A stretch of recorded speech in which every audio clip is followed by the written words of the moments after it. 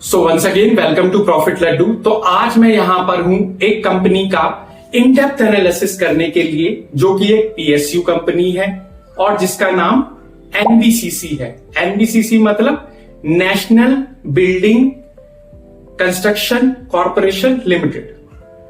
और ये जो कंपनी है एक नवरत्न कंपनी है। तो इसका इन डेप्थ एनालिसिस करने के लिए सबसे पहले हम इसके बिजनेस को समझ लेते हैं। तो तीन तरह का इसका बिजनेस है। नंबर एक, ईपीसी कॉन्ट्रैक्ट्स का। अब ये ईपीसी कॉन्ट्रैक्ट्स क्या होते हैं? ईपीसी का मतलब होता है, ई का मतलब होता है इंजीनियरिंग, यानी कि जो उनको प्रोजेक्ट मिला है उसके डिजाइन से रिलेटेड वर्क। पी का मतलब होता है प्रोक्यूरमेंट, यानी कि जो उसमें मटेरियल यूज होना है या इक्विपमेंट यूज होने हैं या जो रिसोर्सेस यूज होने हैं उसकी खरीद बेच से रिलेटेड काम। और कंस्ट्रक्शन मतलब एक्चुअल जो बिल्डिंग का इंस्टॉलेशन करना है, उस पर कंस्ट्रक्शन करना है, बनाना है उसको, उससे रिलेटेड वर्क। तो ईपीसी प्रोजेक्ट्स में तो ये करती है। उसके बाद में इनके पास में पीएमसी प्रोजेक्ट्स भी हैं। पीएमसी मतलब प्रोजेक्ट मैनेजमेंट और कंसल्टिंग का काम भी है इनका। प्रोजेक्ट मैनेजमेंट कंसल्टिंग मतलब क्या? जो किसी काम की प्लानिंग से लेकर एग्जीक्यूशन तक का काम इस पीएमसी के अंदर होता है। तीसरा जो इनका वर्क है वो क्या है? वो है रियल एस्टेट का, यानी कि ये किसी लैंड को खरीदने, बेचने और उसको मैनेज करने का काम भी जो होता है वो इन्हीं के ही पास है। मेनली इनका जो फोकसेस है वो गवर्नमेंट बिल्डिंग्स को बनाने में, या गवर्नमेंट एम्प्लॉयज की जो कॉलोनीज वगैरह है उनको बनाने में, या जो अर्बनाइजेशन यानी शहरीकरण, गांवों से शहर बनाना, अर्बनाइजेशन करना और इंडस्ट्रियलाइजेशन करना, यानी कि नई नई इंडस्ट्रीज को एस्टेब्लिश करना जो गवर्नमेंट से रिलेटेड है मैक्सिमम, तो उनको एस्टेब्लिश करने का काम है इसका। उसके बाद में अगर इसके प्रेजेंस को देखें तो इसका जो ग्लोबली प्रेजेंस है वो इराक में, लीबिया में, उसके बाद नेपाल में, मालदीव में और मिडिल ईस्ट में है। उसके बाद में अगर हम इसके रेवेन्यू स्प्लिट को देखें तो इसका जो मैक्सिमम 91% रेवेन्यू है वो पीएमसी से आता है, यानी कि जो प्रोजेक्ट मैनेजमेंट कंसल्टिंग का इसका बिजनेस है जो। और जो 9% है वो अदर जो रियल एस्टेट हुआ और जो ईपीसी हुआ उससे आता है। उसके बाद में अगर हम इसके कॉम्पिटिटर्स वगैरह को देखें तो देखो इसके कॉम्पिटिटर इसकी तुलना में बहुत बड़े हैं, क्योंकि इसके पास में ये जो कंपनी है ना फोकसेस करती है मेनली गवर्नमेंट प्रोजेक्ट्स पे। और जो अदर कंपनीज हैं जो चाहे ईपीसी से रिलेटेड हो, चाहे रियल एस्टेट या पीएमसी से रिलेटेड हो, उनके पास में जो प्राइवेट प्रोजेक्ट्स हैं वो बहुत सारे हैं।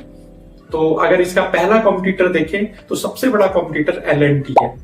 एलएनटी जो डील करता है ईपीसी में, पीएमसी में, रियल एस्टेट में और हैवी इंजीनियरिंग में, यानी कि जो ब्रिजेस वगैरह है, मेट्रोज वगैरह का काम है, या जो स्टैचू ऑफ यूनिटी जैसे सरदार वल्लभ भाई पटेल की इन्होंने बनाई थी वो एलएनटी का ही काम था। उसके बाद में जो दूसरी बड़ी कंपनी आती है वो एनसीसी है। जो एनसीसी का काम है वो ईपीसी में भी है, पीएमसी में भी है और थोड़ा बहुत वर्क उसका रियल एस्टेट में भी है। ये रोड्स वगैरह बनाना, बिल्डिंग्स वगैरह बनाना, वाटर सप्लाई वगैरह के वो बनाना, तो वो सारा काम जो है वो एनसीसी करती है। उसके बाद में जो तीसरी कंपनी है वो है जीआर इंफ्रा, जो इंफ्रास्ट्रक्चर रिलेटेड काम करती है, जैसे रेलवेज का, पावर प्लांट्स का, तो ब्रिजेस वगैरह बनाने का। तो ये सारा जो है जीआर इंफ्रा के पास में है। और जीआर इंफ्रा का जो मुख्य जो मेन फोकस है वो क्या है? जो ईपीसी प्रोजेक्ट्स हैं और थोड़ा बहुत इनका रियल एस्टेट और जो पीएमसी का भी काम देख लेती है। उसके बाद जो कंपनी आती है वो है दिलीप बिल्डकॉन। जो दिलीप बिल्डकॉन का काम है वो केवल क्या करती है? ईपीसी से रिलेटेड ही वर्क करती है दिलीप बिल्डकॉन। और ये भी जो भी इंफ्रा से रिलेटेड वर्क्स होते हैं वो सारे काम करती है। रोड्स बनाना, बिल्डिंग्स वगैरह बनाना का काम है। उसके बाद जो एक लास्ट कंपनी आती है वो मैन इंफ्रा कंस्ट्रक्शन नाम है कंपनी का। वो भी जो कमर्शियल प्रोजेक्ट्स होते हैं बिल्डिंग्स वगैरह बनाने के, उनमें डील करती है। अगर हम बात करें रियल एस्टेट की तो रियल एस्टेट में तीन बड़े प्लेयर हैं सबसे बड़े। सबसे पहले आता है डीएलएफ, उसके बाद आता है गोदरेज प्रॉपर्टीज, उसके बाद आता है मैन इंफ्रा प्रोजेक्ट्स। ठीक है जी।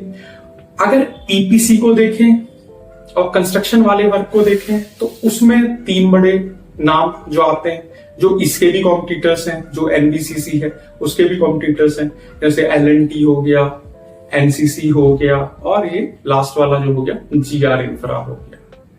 तो कंपनी अच्छी है, नवरत्न कंपनी है, और बस कंपनी का थोड़ा सा प्रॉब्लम यही है कि ये थोड़ा गवर्नमेंट प्रोजेक्ट्स की तरफ ज्यादा ध्यान देती है। अगर ये थोड़ा सा प्राइवेट प्रोजेक्ट्स की तरफ भी जाए और एक्सपेंड करे सही से तो और अच्छा कर सकती है।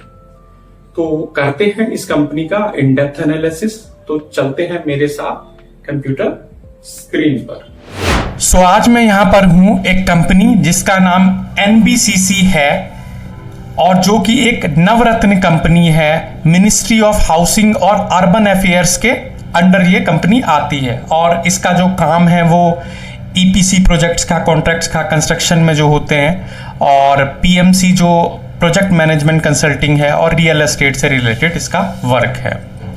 तो करते हैं इसका इन डेप्थ एनालिसिस, जिसमें हम फंडामेंटल, ट्रेंड और टेक्निकल तीनों तरह का एनालिसिस करेंगे। तो सबसे पहले हम फंडामेंटल एनालिसिस करते हैं। तो कंपनी का जो मार्केट कैप है वो 26,000 करोड़ का है, यानी कि एक लार्ज कैप कंपनी है ये। उसके बाद में इसका जो पीई है वो 46.9 है, और जो इंडस्ट्रियल पीई है वो लगभग 35.1 है। तो दोनों को अगर कंपेयर करें तो कंपनी यहाँ पर थोड़ी सी महंगी दिखाई देती है, ठीक है जी। उसके बाद में आरओसी अगर देखें which is very very good 32.0, और आरओई भी देखें तो 24.8। आरओसी मतलब रिटर्न ऑन कैपिटल एम्प्लॉयड, इसकी कंपनी अपने पैसे को इफिशिएंटली यूज कर पा रही है। And return on equity means company investor के पैसे पे भी पैसा बना रही है, बहुत अच्छा। प्रमोटर होल्डिंग भी देखें तो 61.8 which is also good. Debt to equity नाम मात्र का इनके ऊपर डेट है, डेट तो है ही नहीं बिल्कुल भी। जो बुक वैल्यू है वो 8.66 है, और जो प्राइस टू बुक वैल्यू है वो 11.4 है, यानी कि 11 टाइम्स बढ़ चुका है ये स्टॉक अपनी बुक वैल्यू के। और प्लस परसेंटेज कुछ है नहीं, बस थोड़ा सा पैग रेशियो इसका थोड़ा ज़्यादा दिखाई देता है, वो थोड़ा सा कंसर्निंग हो सकता है। पैग रेशियो जो है वो 7.03 है लगभग, बहुत ज़्यादा है, ठीक है जी। फंडामेंटल्स बहुत स्ट्रॉन्ग है कंपनी के कुल मिलाकर। बाकी अगर इसको मीडियन पी के साथ में भी अगर इसको कंपेयर करें तो जो मीडियन पी है वो 31.7 है, और जो स्टॉक का पी है वो 46 है, यानी कि यहाँ पर भी मीडियन पी से भी ये नहीं 1 ईयर का अगर देखें तो जो मीडियन पी है वो लगभग 49.3 है, और यहाँ पे 46 है, यानी कि मीडियन पी से कंपेयर करने पर तो ये अंडर वैल्यूड दिखा रहा है। और अगर इंडस्ट्रियल पी से इसको कंपेयर करें तो ये कहीं ना कहीं ओवर वैल्यूड दिखा रहा है, ठीक है जी। उसके बाद में क्या करें, अगर इसका शॉर्ट टर्म मोमेंटम वगैरह देखें तो देखो मोमेंटम तो स्टॉक के अंदर बहुत जबरदस्त है। देखो आज ये स्टॉक मिला है जिसमें थोड़ा सा मोमेंटम दिखाई दे रहा है, तो जितने भी स्टॉक का मैंने एनालिसिस किया ना उनमें मोमेंटम कहीं दिखाई नहीं दे रहा था। आप ये देखो, ये जो 50 DMA वाली लाइन है इसको ये क्रॉस कर रही है, ब्लू वाली लाइन इससे ऊपर जा रही है, और जो ये 200 DMA वाली है उसको भी क्रॉस करे, उससे भी ऊपर जा रही है, यानी कि स्ट्रांगली इस स्टॉक के अंदर मोमेंटम है, और ये स्टॉक ऊपर की तरफ जाएगा घुमा फिरा के, ठीक है जी। उसके बाद में अगर इसके पीयर कंपैरिजन देखें तो 2 कंपनियां दे रखी हैं। ये 2 कंपनियां इसलिए दे रखी हैं कि भाई जो और कंपनियां हैं ना वो रियल एस्टेट और ईपीसी प्रोजेक्ट्स में है, लेकिन इसका जो मैक्सिमम 91% रेवेन्यू आता है वो पीएमसी यानी प्रोजेक्ट मैनेजमेंट कंसल्टिंग से आता है। उसमें शायद ये मार्कोलिस पेवन नाम की कंपनी है जो वो ज़्यादा अच्छी है, उससे कंपेयर करना ज़्यादा अच्छा है इसको। उसके बाद में प्रॉफिट लॉस स्टेटमेंट्स में क्या है कि इसके जो देखो इसके ओपीएम परसेंटेज देखो कितनी कम है। जैसे कई बार कहते हैं ना कि ओपीएम परसेंटेज ज़्यादा होनी चाहिए, ये होनी चाहिए, ओपीएम परसेंटेज खाली 4% 5% है इसकी केवल, और उसमें भी कंपनी काफ़ी अच्छा रिटर्न बना रही है।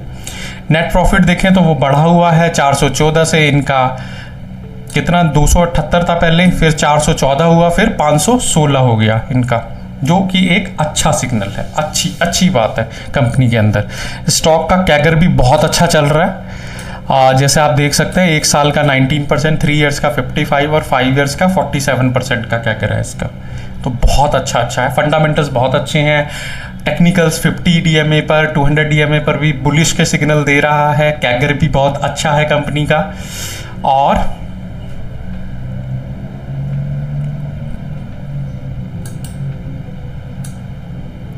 जो इसका CWIP है वो भी इन्होंने 4 करोड़ से 12 करोड़, 12 से 14 करोड़ किया है, यानी बढ़ाया ही है कुल मिलाकर।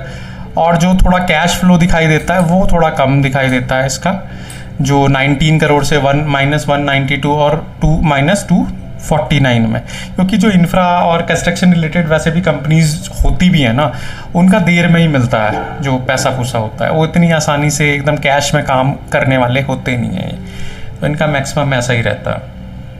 उसके बाद में कैश कन्वर्टिंग साइकिल थोड़ा सा, ये देखो इस वजह से भी है, ये कैश कन्वर्टिंग क्रंच इसलिए बना हुआ है, ये 9682 से 102 तक पहुंचा हुआ है, यानी कि 102 दिन में इनको पैसा कैश कन्वर्टिंग साइकिल मिलता है, पैसा बहुत देर में मिल रहा है पैसा। उसके बाद में इसका जो शेयर होल्डिंग पैटर्न है वो बहुत अच्छा है। प्रमोटर 61.75, जो FIIs है 4.20 और DIIs 8.92 और पब्लिक इसमें 25% पब्लिक भी है। ये जो है ये पब्लिक है। अभी इनको IIT और एम्स वगैरह बनाने का भी जो कॉन्ट्रैक्ट है वो वगैरह भी मिला है रिसेंटली, आजकल ये इन चीज़ों पे काम कर रहे थे। ओवरऑल जो हमने इसके फंडामेंटल्स देखे बड़े ही स्ट्रॉन्ग हैं, और जो टेक्निकल्स भी दिखाई दिए 50 DMA पर 200 DMA पर, शॉर्ट टर्म में भी स्ट्रॉन्ग है जो स्टॉक है। बस थोड़ा सा बस इसका जो कैश फ्लो है वो देखने की ज़रूरत है। अब चलते हैं ट्रेंड एनालिसिस पे। देखो एक दिन का भी पॉजिटिव दिखा रहा है, ठीक है। उसके बाद में 1 वीक का भी पॉजिटिव दिखा रहा है 8.83% का। उसके बाद 1 मंथ का भी पॉजिटिव दिखा रहा है, जो कितना 18.46। 3 मंथ्स का भी पॉजिटिव दिखा रहा है, इसका मतलब। और 6 मंथ का थोड़ा सा नीचे जा रहा है 8.79, वो भी पॉजिटिव हो जाएगा। 1 ईयर का भी 17 पॉइंट का दिखा रहा है, जो बहुत अच्छा है सिग्नल।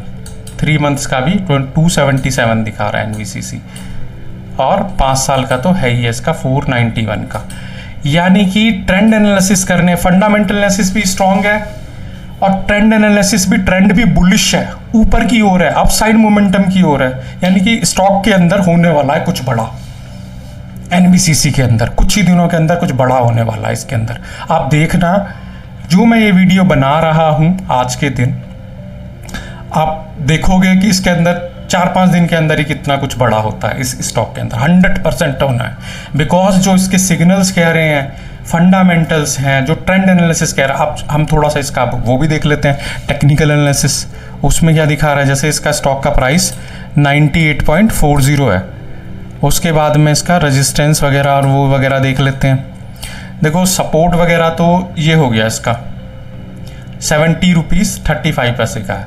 उसके बाद में मोमेंटम अगर आता है तो सबसे पहला जो इसका टारगेट होगा 105 रुपये का होगा, और उसके बाद में अगर वो उसको ब्रेकआउट देता है तो 139 रुपये का टारगेट होगा इसके पास में। उसके बाद में देखो मोमेंटम भी आगे आता जा रहा है इसके अंदर। इसका जो RSI वो 55.52 पे है, यानी कि जैसे ही ये 60 को क्रॉस करेगा ओवरसोल्ड जोन में चला जाएगा, यानी कि फिर तो भागेगा जो स्टॉक है।